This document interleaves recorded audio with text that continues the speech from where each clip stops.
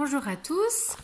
Alors, je vais vous faire une vidéo pour réaliser cette feuille qui est un très bon récapitulatif des transformations qu'on a vues jusqu'à maintenant. Donc on a le quadrilatère ABCD qui nous est donné et puis on a le point B' qui est ici et c'est à nous de trouver quelle est la transformation à réaliser. Alors ici, première chose à faire, eh bien, on va relier nos points B et B'. Voilà. Et puis ici, on va partir dans l'idée que c'est une translation, hein, c'est un glissement. On pourrait partir dans une autre construction, mais ici on n'a pas d'axes qui nous sont donnés. Donc on va vraiment y aller au plus simple. Donc voilà, on a tiré cette droite. Pour la suite, c'est un glissement. Donc on va rechercher les droites identiques pour tous les autres points. Donc ici, on utilise l'équerre et une règle.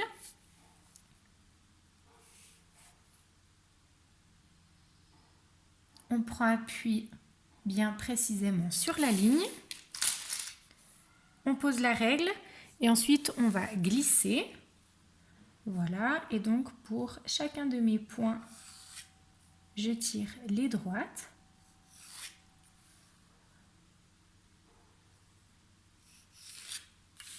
Voilà. Une fois que j'ai fait ça, je peux utiliser le compas pour mesurer ma distance B'. Et ça va être le même espace pour chacun de mes points, puisque la forme a glissé. Hein. Voilà, là il ne faut pas inverser, donc la ligne A c'est bien celle-ci. Ne pas confondre avec la D. Le point D' qui sera en dessous. Et le point C. Ici on pourrait relier les points, mais pour être le plus précis possible, moi j'aime bien encore prendre appui ici sur les lignes qui sont déjà tirées et puis ensuite glisser vers le bas pour m'assurer que je sois bien droite. Donc je vous montre, je prends appui là sur mon segment BC, je pose ma règle ici et je glisse mon équerre. Je viens sur mon point B' et je relie. Voilà, et puis au moins ici il n'y a aucun doute, c'est bien C'. Et puis je fais ça avec tous mes segments. Alors on va y aller avec le A et B. Ici c'est là, je vais glisser vers le bas.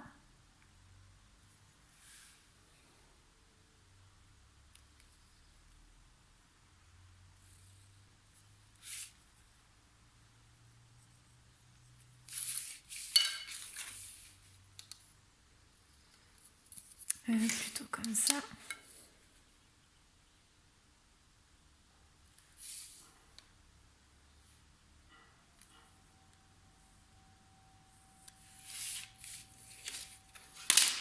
Oui, et puis le dernier, c'est tout bon.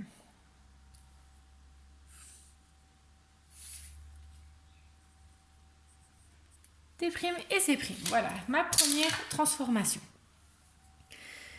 Pour ma seconde transformation, on me donne ici l'axe S. Donc ici, c'est évident que je vais faire une symétrie axiale. La symétrie axiale, hein, je le rappelle, c'est comme si on posait un miroir ici sur la ligne et puis notre forme va donc se retrouver à l'inverse là. Donc pour faire ça, ce qui est très important de ne pas oublier, c'est qu'en fait, ça se reflète à la perpendiculaire.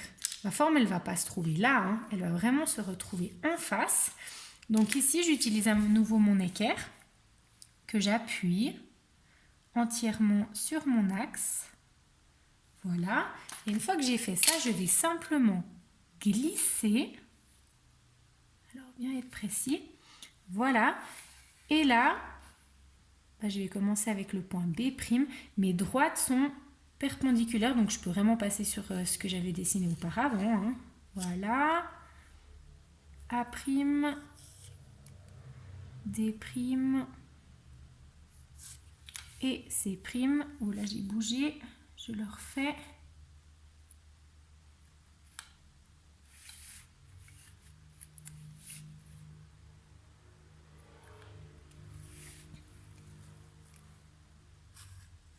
Et puis là, ben, ce qui est embêtant, c'est qu'en fait, mes droites, je dois vraiment les tirer jusqu'à de l'autre côté en fait de mon axe.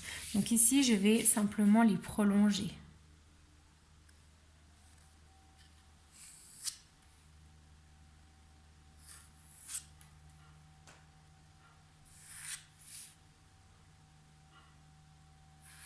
Voilà.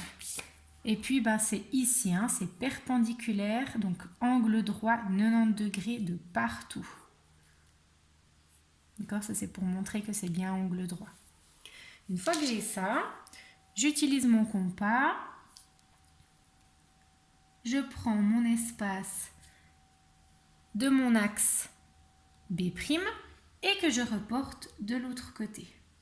Et je fais ceci pour tous mes points. Alors bien sûr qu'ici, je ne vais pas garder le même espace, hein. Je reprends de nouveau la distance jusqu'à A' et ça me donne A seconde.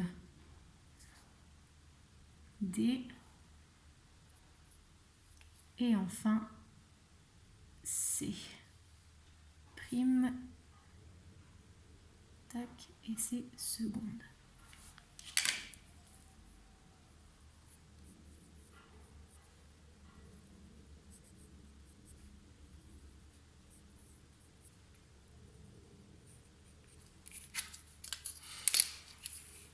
Et puis là, j'ai pas besoin de...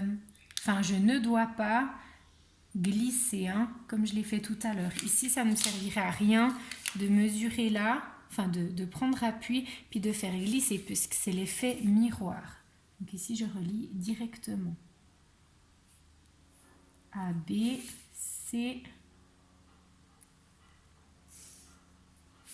A, B, C, D et D, A.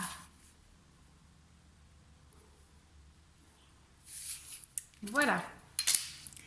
Il ne me reste plus qu'à faire la dernière transformation qui m'est indiquée ici par cette flèche, flèche T. Alors ici, cette flèche, elle me donne tout d'abord comme première indication la direction. C'est-à-dire que ma forme ici, elle va glisser vers le bas. D'accord? Dans cette direction-là. Mais elle me donne aussi une information de longueur, si on veut bien de longueur de glissement, puisque je vais glisser exactement de cette distance-là, c'est-à-dire du début de ma flèche à la fin de ma flèche. Donc ici, ce que je vais faire, c'est que je vais prendre appui sur ma flèche. Voilà, je pose ma règle. Voilà, comme ça vous voyez mieux. Je pose ma règle là que je garde et en fait, je glisse mon équerre. Vous voyez, ça fait que ma règle ici, les lignes que je vais tracer là, elles seront parallèles à la flèche qu'on m'a donnée. Et je vais simplement les tirer. Il faut les faire suffisamment longues pour ne pas être embêté par la suite. Ah, là j'ai bougé, je refais pour le dernier. Voilà. Et puis ensuite, eh bien, je mesure avec mon compas la longueur de glissement. Voilà. Et je vais avoir exactement cette longueur pour chacun de mes points. Donc, mon C3e va se situer là. Le D, le A et enfin mon point B3e.